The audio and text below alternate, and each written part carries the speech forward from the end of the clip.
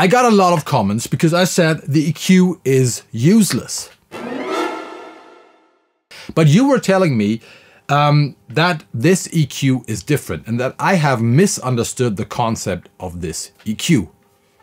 And of course that drove me crazy, that hurt my German soul, me misunderstanding the concept of an EQ on an amp. Oh my God. So I want to revisit this equalizer today.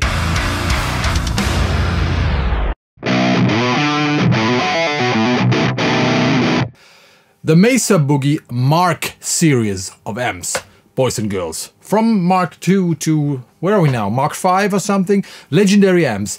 They have never been as popular as the rectifier in the metal world, but great amps. And as we all know, the Mark IIc Plus has been used by Dream Theater, Petrucci, and by early Metallica, and by lots of people in the 80s, and has defined early hard rock and metal tones. And what those Mark series amps seem to have in common is a very special, unique equalizer. And I'm not even talking about the graphic equalizer. That is already very special. You hardly see graphic equalizers on guitar amps. Maybe guitarists, maybe that's just too much for them. I don't know. They're too maybe, I don't know. But I'm not talking about the graphic equalizer. I'm talking about the pretty normal, pretty standard looking passive EQ. And the reason I want to talk about these EQs is that I did a video about the SYNERGY module, what is it called? 2CP module that you can see right here, which is SYNERGY's take on the Mark IIc Plus amplifier. And when I did the video, and by the way, I really like the module, great distortion, really creamy and warm and nice. I got a lot of comments because I said the EQ is useless. Telling me, hey Kohle, you stupid German bald son of a dangle. No, you were actually very, very polite. But you were telling me that this EQ is different and that I have misunderstood the concept of this EQ. What you were saying was the difference is that the EQ is before the distortion.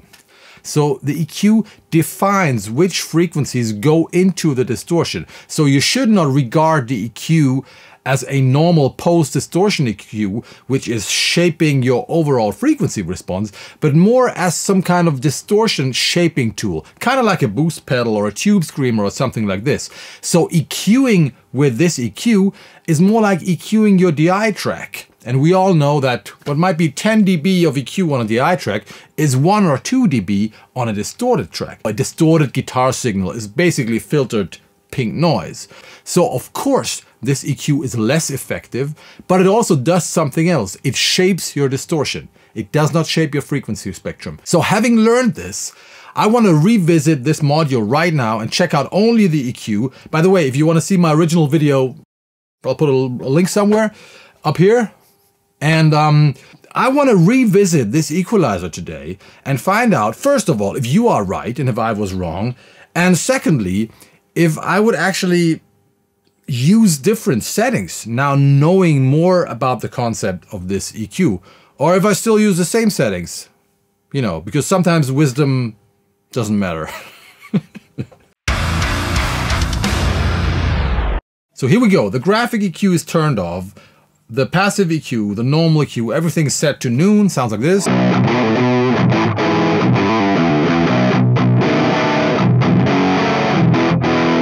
Kind of dark and muffled. The first thing I noticed, which is really interesting, that if you turn down all 4 bands, look at this, it sounds like this. There's no signal going into the distortion. So now we can define which frequency bands we want to send into the distortion. And this feels a little bit like playing a 4-channel Marshall Plexi. Check this out. So this is the treble knob. And the more you crank it, the more distortion you will get. And this feels like the treble channel of a Plexi. And now the bass knob, and that's quite the opposite.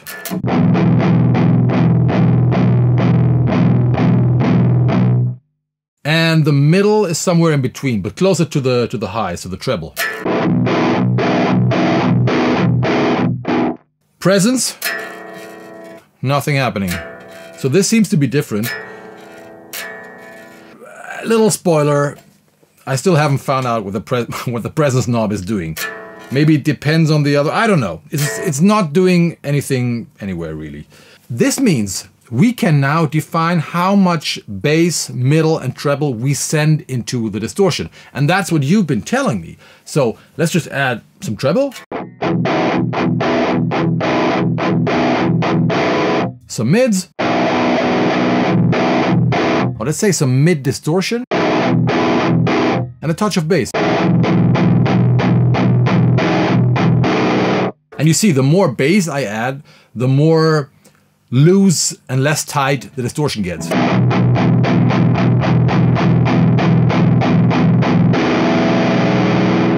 And the trick for tight metal tones seems to be to just not send any bass signal into the distortion. And that works. But you know what I found out? And here it gets interesting.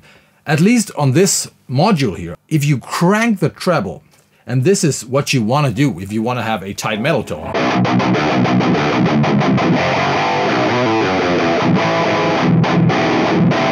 It doesn't really matter what you do with the bass, but let's just dial in some mids too. Already nothing really happening. A little bit. And now let's check out what happens if I fully crank the bass.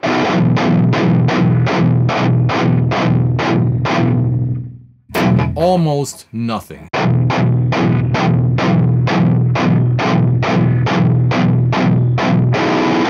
Presence.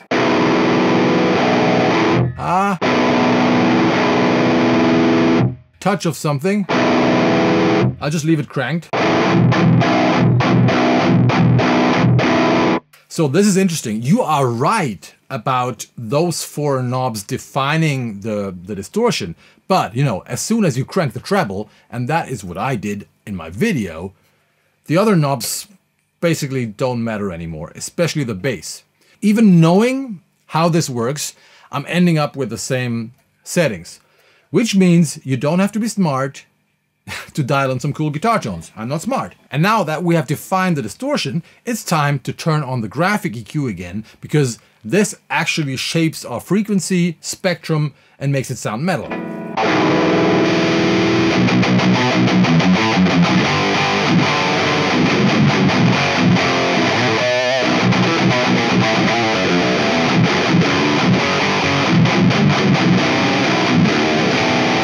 And again, what I like about this preamp is that it's some kind of hybrid between modern metal and old school distortion. It's like vintage, modern, whatever. The distortion is actually not the fastest, not the most responsive, not the tightest, not very djenty or modern sounding. But with that very effective graphic EQ, you can dial in a frequency spectrum that makes it sound very modern and metal.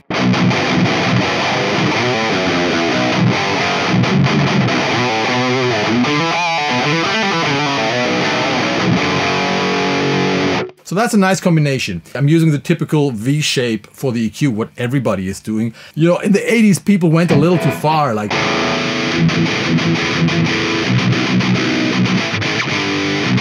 This brings you closer to some typical metal tones from the 80s, but that's a little too much for these days, so. I'm staying here. Great preamp. So hopefully that solves the mystery around this EQ. Let me sum it up. Basically, yes, because the EQ is before the distortion, you can define which frequency bands hit the distortion more and which hits it less, and you can define how tight your distortion will be, which is great. On the other hand, as soon as you have the treble cranked, which is what you want to do for tight metal tones, the rest of those knobs don't really matter anymore.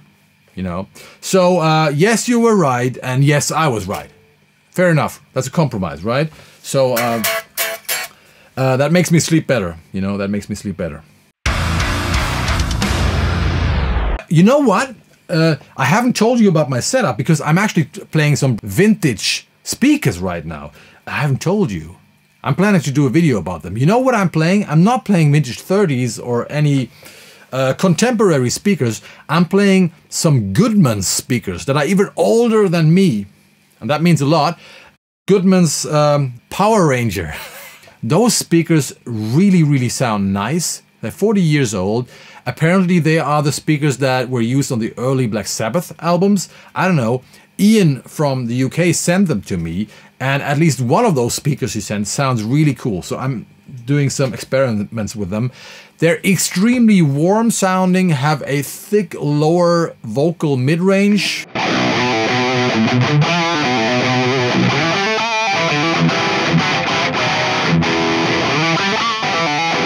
Let me just switch to a V30. A great sounding V30 from 2002 in a Mesa cab.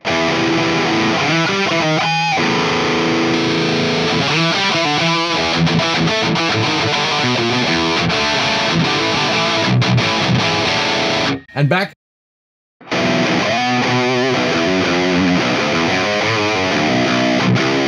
Listen to that mid-range.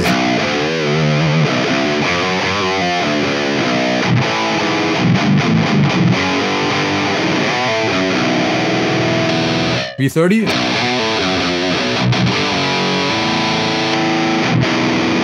And right now I have this speaker in a Marshall 1960A cabinet.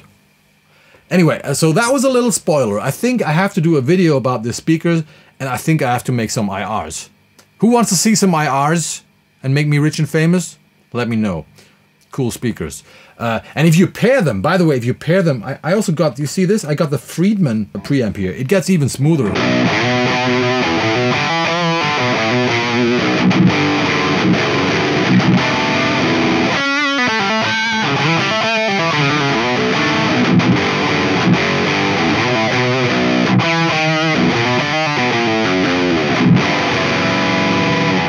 That Friedman HBE module from Synergy is also very promising. It has a very creamy and thick distortion.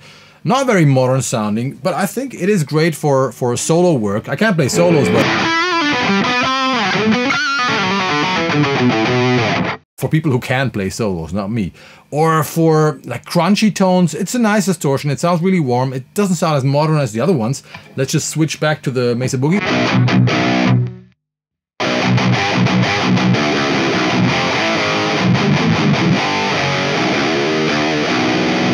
That Friedman meets Goodman's combination.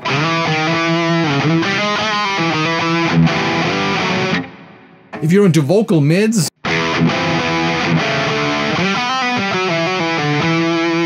it's nice.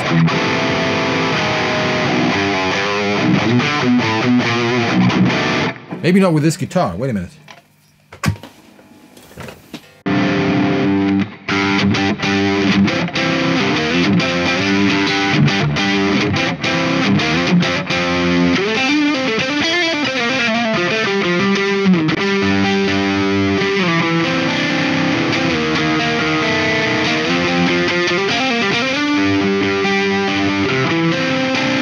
I should have tuned first.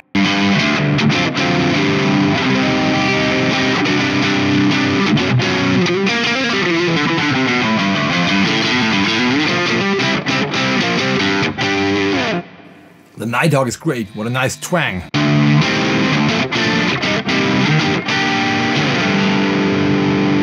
I should just tune it. Alright, so my apologies for not understanding the Synergy preamp in the first video. Now we have solved this. Let me know if you want to see the video about the Goodman speakers, because they seem to be very sexy sounding so far. And as you might have seen, I got a lot of different modules here from Synergy. This is the Fryette Pitbull module. And I got something like 10 more. I think all the high gain modules they offer. So which one do you want me to test? You know, I don't have a lot of time because I'm actually producing records here. But which one do you want me to test?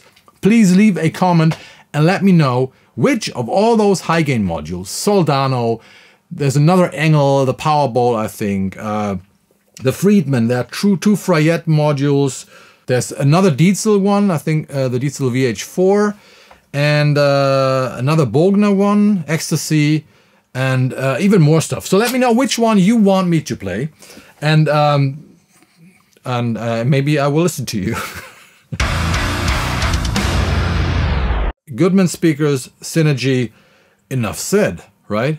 I think so. That's all for today. Don't forget to subscribe to this channel. Don't forget to leave a comment, leave a message. Tell me which one of the modules you wanna hear. I see you in hell, my friends. I'll see you in hell, motherfuckers. Bye-bye.